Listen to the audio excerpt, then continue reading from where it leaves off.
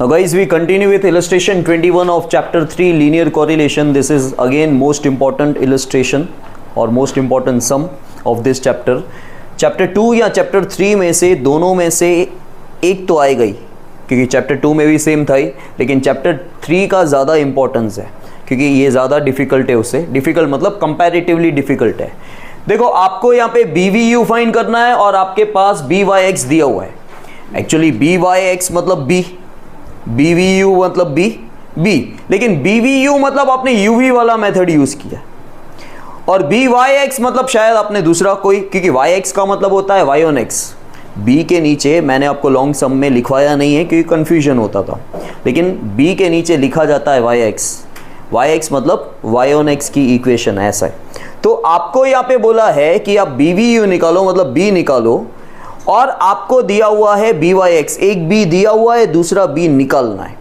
तो आपको हमेशा एक चीज़ याद रखने की कि BYX इक्वल्स टू BVU होता है. BYX इक्वल्स टू आपको क्या लिखना है, BVU. लेकिन BVU के साथ हमेशा CY/CX आएगा. क्या आएगा, CY/CX. ये हमेशा BVU के साथ आएगा, BYX के साथ नहीं आता, क्योंकि CY/CX कौन से फॉर्मूला में आता है, UV के साथ ही आता है ना. ठीक है, अब BYX दिया हुआ है,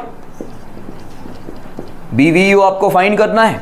CY, अब देखो V के नीचे तो कुछ है ही नहीं और यहाँ पे भी कुछ नहीं है, तो ये 1 by 1 आएगा. मतलब इस सम में तुम CY/CX नहीं लिखते तब भी चलता. अगर डिवाइड में U और V में, डिवाइड में या इनटू में कोई नंबर नहीं है तो CY/CX एक्चुअली नहीं आता. लेकिन मैंने क्यों लिखवाया, क्योंकि आपको कंफ्यूजन होगा कब आएगा और कब नहीं आएगा. इसलिए हमेशा BVU के साथ CY/CX डाल दो, नहीं है तो 1 by 1 डाल देना. समझ में आया मैंने क्या बोला, ध्यान देना. U और V में ना डिवाइड में नंबर है ना इनटू में है, क्योंकि इनटू में होगा ना तो भी इफेक्ट आएगा.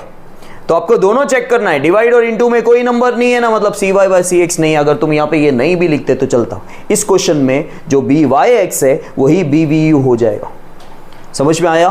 तो यहाँ पे ये 1 क्रॉस में जाएगा और ये 1 नीचे आ जाएगा, मतलब 0.85 इक्वल्स टू BVU.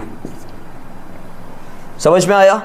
अब देखो यहाँ पे फिर से BYX equals to BVU into CY/CX, क्योंकि चारों चार में आपको BVU निकालना है. समझ में आया.